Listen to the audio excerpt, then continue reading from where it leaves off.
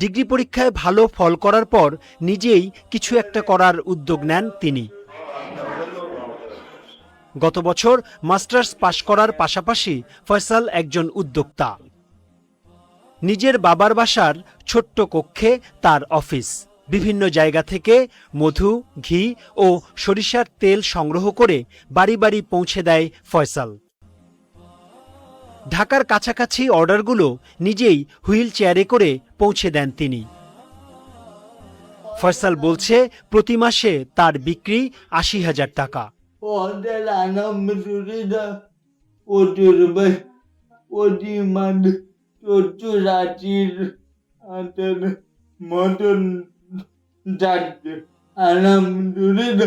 কিন্তু আরো বিক্রি বানানোর চেষ্টা করছি। শুধু দেশে নয়, দেশের বাইরে থেকেও আসছে প্রচুর অর্ডার। সৌদি আরব, দুবাই, ওমান, দারবন, কাতার, কাতার। আচ্ছা আচ্ছা। আমেরিকা, অস্ট্রেলিয়া, যে ছবিতে বাঙালি বেশি ওই ছবিতে থেকে। কাজ নিয়ে নিজেকে আরো ব্যস্ত রাখতে একটা বড় শোরুম দেওয়ার ইচ্ছে আছে ফয়সালের। আরো বড় করতে চাই ইনশাআল্লাহ। কোনো সমস্যা হয় না তোমার, এই যে এত কষ্ট করো তুমি?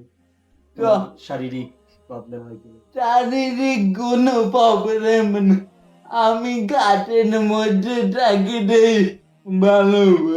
কিসের মধ্যে? কাজ। ফয়সাল বলছেন এই জীবন নিয়ে বেশ ভালো আছেন তিনি।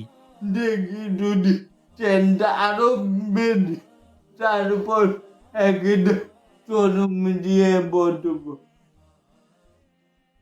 সম্পূর্ণ সুস্থ একটা মানুষ মীর ফয়সাল, যদিও তার দুটো হাত দুটো পা একেবারেই কাজ করে না, কিন্তু তারপরেও ভাবা যায় সারা বাংলাদেশ থেকে এই বিশুদ্ধ মধু, খাঁটি সরিষার তেল সংগ্রহ করে বিদেশে পাঠাচ্ছে এবং নিজেই ঢাকার ভিতরে সেগুলো আবার সরবরাহ করছে। এই মোহাম্মদ ফয়সাল মীর দৃষ্টান্ত এবং উদাহরণ হতে পারে অনেকের কাছে। ফয়সাল মীরের বাসা থেকে মোস্তফা মল্লিক, চ্যানেল।